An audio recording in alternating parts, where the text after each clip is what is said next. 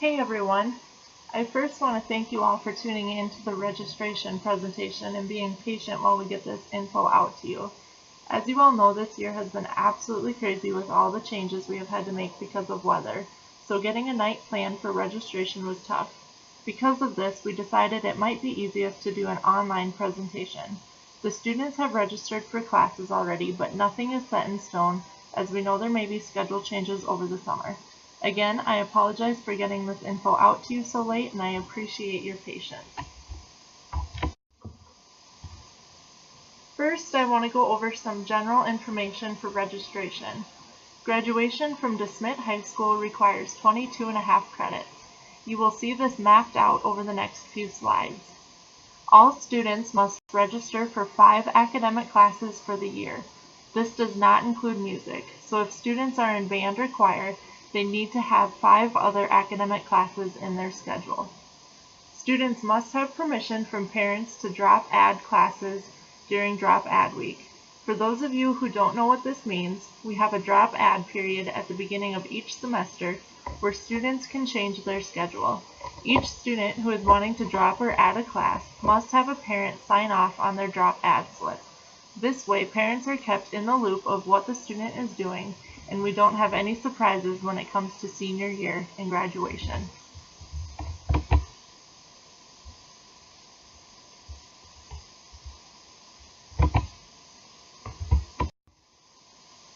Graduation requirements have recently changed, so I will do my best to go over them thoroughly with you. Every student who graduates from DHS will graduate with their high school diploma.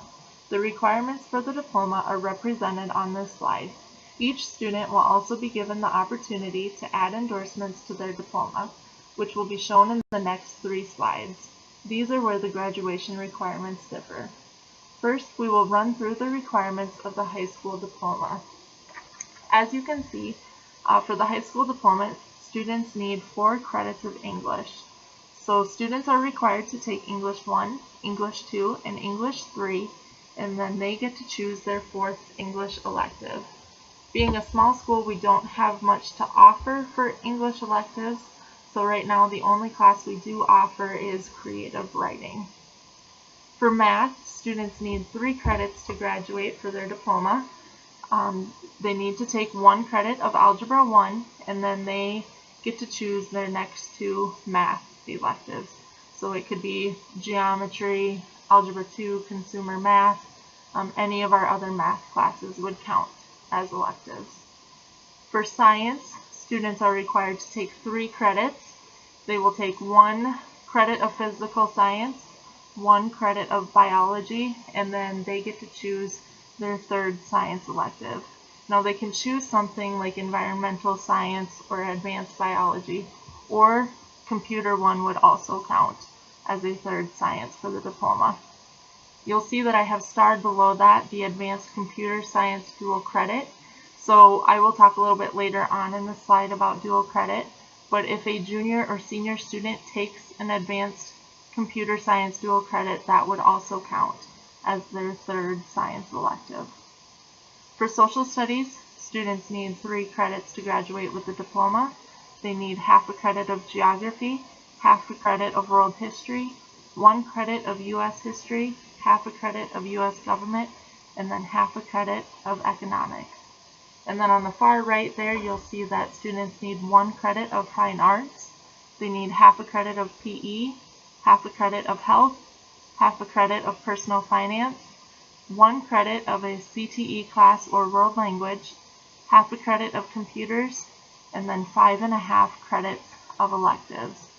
Now the ones that I have written in the screen, like English 1, 2, and 3, geography, world history, those classes, those are all built in to the student schedule each year, so they know that they have to take those classes. And then you'll see at the very bottom that the total amount of credits to graduate for the high school diploma is 22.5 credits. The advanced endorsement is a certificate that students can add on top of their high school diploma.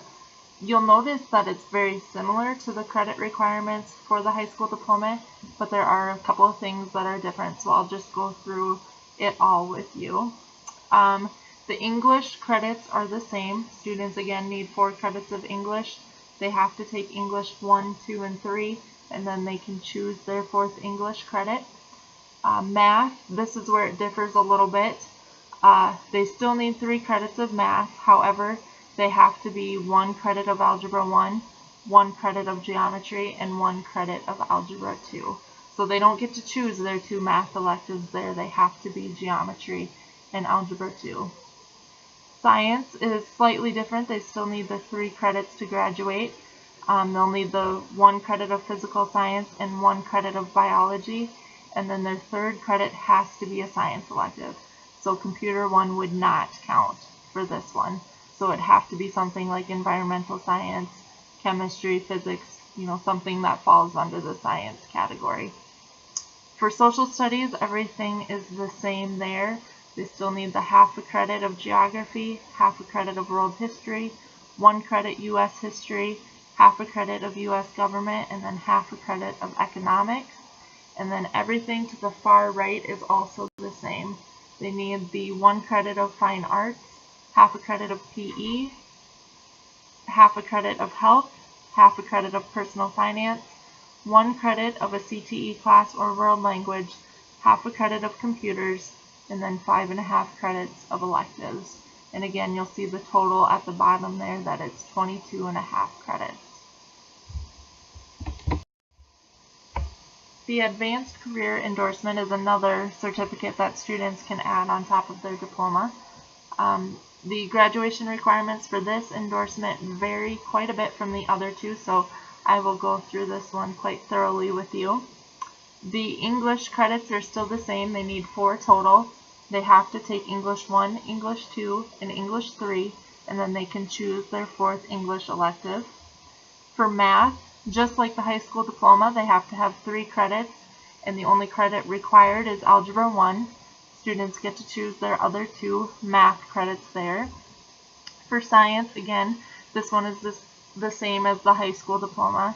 Students need to take 1 credit of Physical Science and 1 credit of Biology, and then they get to choose their 3rd science elective, or again, Computer 1 would also count as their 3rd elective. And then that Advanced Computer Science dual credit would also count. Social Studies, that one is the same. It's still the half credit Geography, half credit World History, 1 credit U.S. History, half credit U.S. Government, and then half a credit of Economics. Now on the right here, this is where things change a little bit.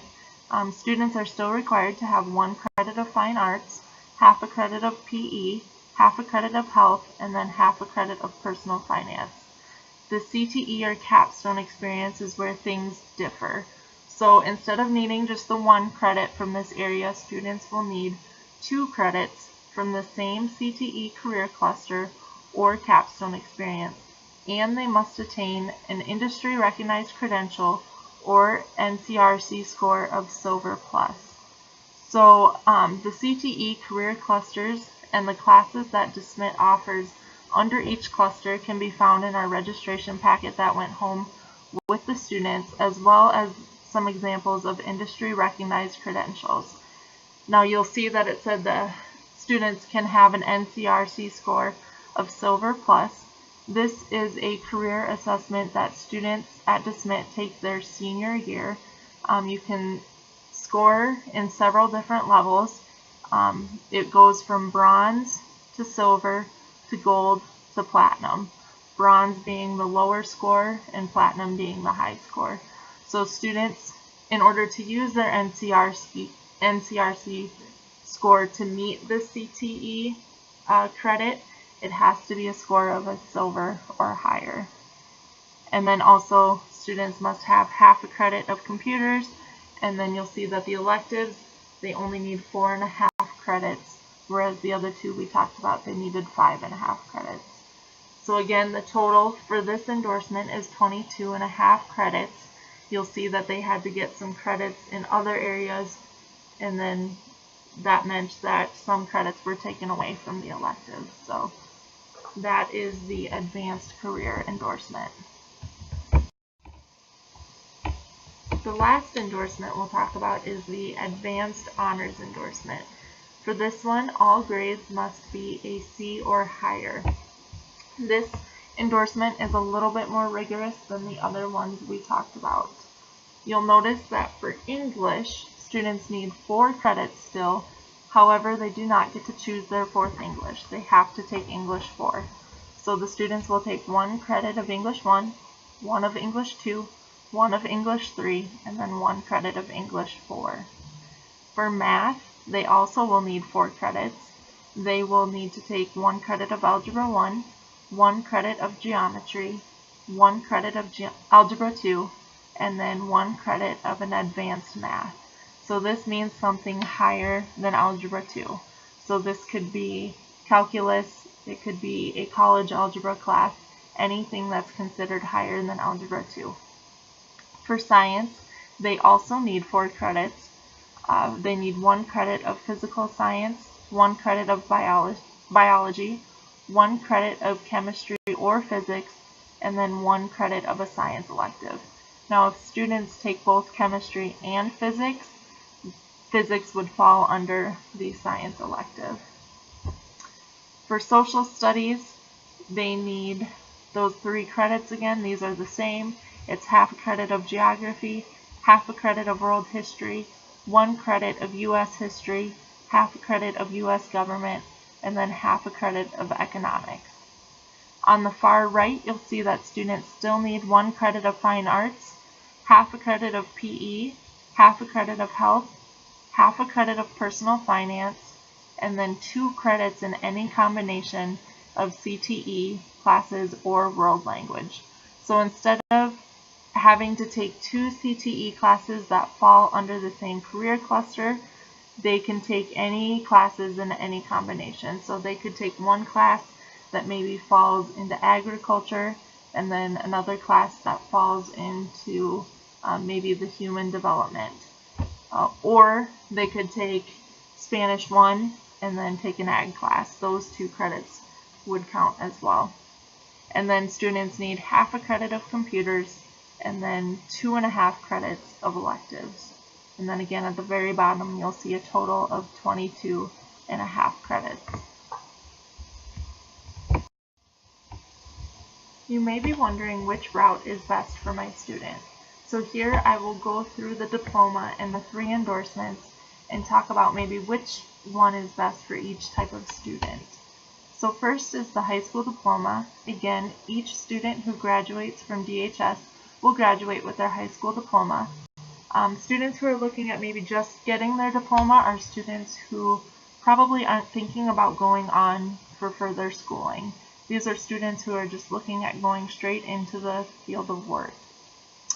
For the advanced endorsement, these are probably students who are looking at going on to a post-secondary school, but not necessarily wanting that rigorous course load while they're still in high school. And they're also probably not wanting the opportunity or looking at the opportunity to get some of those larger scholarships. For students who are looking at maybe doing the advanced career endorsement, these are students who are either going into the work field or going on to a tech school that want to demonstrate competence in a certain career area. So when they take 2 credits under the same career cluster, this is showing either a future employer or their school of interest that they have taken classes in this career area and can demonstrate competence. For the advanced honors endorsement, this route is for students who are going on to a post-secondary school and they are wanting that rigorous course schedule. They're striving for some of those larger scholarships that South Dakota has to offer. And also, this endorsement is recommended for any student who is looking at maybe doing collegiate level athletics. Before I talk about post-secondary information, I do want to mention that students are able to earn more than 1 endorsement on top of their diploma. So they don't necessarily have to choose one endorsement over the other. If they are meeting the credit requirements in each endorsement, they will receive that certificate on top of their diploma. So just something to think about, that if students want to fit it into their schedule where they meet all 3 endorsements, then they will receive all 3 of those certificates when they graduate. So now for post-secondary information, I throw this in here just for you to start thinking about when you're planning your students' 4-year plan or thinking about which route they should take in their high school career. So I have in here our South Dakota Public Institution admission requirements. So the 6 South Dakota institutions have a common set of course admissions requirements for students seeking to be admitted as either an associate's or bachelor's degree seeking student. So these schools are looking to see that students have 4 credits of English, 3 credits of advanced math, so meaning Algebra 1 and higher, 3 credits of lab science, 3 credits of social studies, and 1 credit of fine arts. In addition to these admissions requirements or the course requirements, students must meet at least one of the following criteria. So they either have to rank in the top 60% of their high school graduation class, obtain an ACT score of 18 or above. South Dakota School of Mines and Technology and USD want that 21 or higher. Or they can obtain a high school GPA of at least 2.6 on a 4.0 scale. So if students meet those requirements, they will more than likely be accepted into our 6 South Dakota public institutions. The Regents Scholar Diploma is awarded to graduates who meet the Advanced Honors endorsement with a GPA of 3.0 and receive no grade lower than a C. So those who meet this shall be designated as a Regent Scholar. Something cool about Regent Scholars is that they are automatically admitted to all 6 of our public universities. The Opportunity Scholarship is one of South Dakota's larger scholarships that is awarded to graduates who meet the same academic criteria as the Regent Scholar, plus obtain a 24 or higher on their ACT. So basically, students who are looking at getting that Opportunity Scholarship should be going down that Advanced Honors track to make sure that they are getting their appropriate credits in the right areas to receive this scholarship. Last on here, I have the Build Dakota Scholarship. This is a full ride scholarship up to $25,000. So these are students who are looking at going into a tech school. So applicants must be a resident of South Dakota and show some financial need, and they also have to demonstrate aptitude in a career interest area. So again, if you're getting that advanced career endorsement, you are showing that aptitude in a career interest area. For the Build Dakota Scholarship, students have to show commitment for this scholarship. So they have to enroll full-time in a Tech Institute program in a high-need workforce area in South Dakota. This list changes from year to year, so as seniors are looking at this scholarship, I help them figure out if the career they're interested in falls under a high-need workforce area. And then following graduation of their tech school, they must work full-time in the field of study in South Dakota for a minimum of 3 years. Last, I want to talk about dual credit coursework. Dual credit is an opportunity for juniors and seniors to take a college class while they're still in high school. This opportunity is wonderful for students who are looking at using this credit towards their high school graduation credits and also wanting to go into college with some credits under their belt already. It's much cheaper to take a class through dual credit than it is to take the class while you're in college. For example, the credits for dual credit are $48.33 per credit, whereas in college at a tech school you can expect to pay about $200 per credit, and at a university you end up paying about $300 per credit. So again, much cheaper to take it here while you're in high school than to take it at the college level. So we work with the Board of Regents affiliated higher education institutions on getting our kids set up with dual credit. So students and their families are responsible for the cost of the credits and the textbook materials. However, if the student obtains a passing grade and they bring in their textbook receipt, the school will reimburse for the textbook. So students, after they have completed the course, just need to show me that they passed the course, and that they'll have to hand over their receipt, and then we can reimburse them for what they paid for the textbook. So in reality, the students and the students' families are only responsible for the course credits. Like I said earlier, the grades earned through the dual credit program will be reflected on our high school transcript. So those grades will count towards our high school graduation. And then I don't have the dual credit requirements listed on this PowerPoint, but you can find those in the registration packet. It breaks it down and shows you what juniors need to be eligible to take dual credit, and then what seniors need to be eligible to take dual credit. That concludes the registration presentation. Please don't hesitate to reach out to me if you have any questions. I know one of the benefits of having an in-person presentation is you can ask questions on the spot. So please use my contact information down there to either email me or give me a call, and I can talk through some of this if you need anything clarified. I know Mr. Armstead would also be more than happy to help clarify any questions you may have. Like I said earlier, that yes, the students have registered already, but nothing is set in stone because we know that there's going to be some changes over the summer. So we will just have to deal with those changes when they get here, and if it pertains to your student, we will have a conversation with them and help them figure out their schedule. Again, I'm sorry that this is coming to you a little later than we had hoped. I'm hoping next year the weather just cooperates and we can get things done when we want to. So thanks for tuning in, and again, if you have any questions, just give me a holler.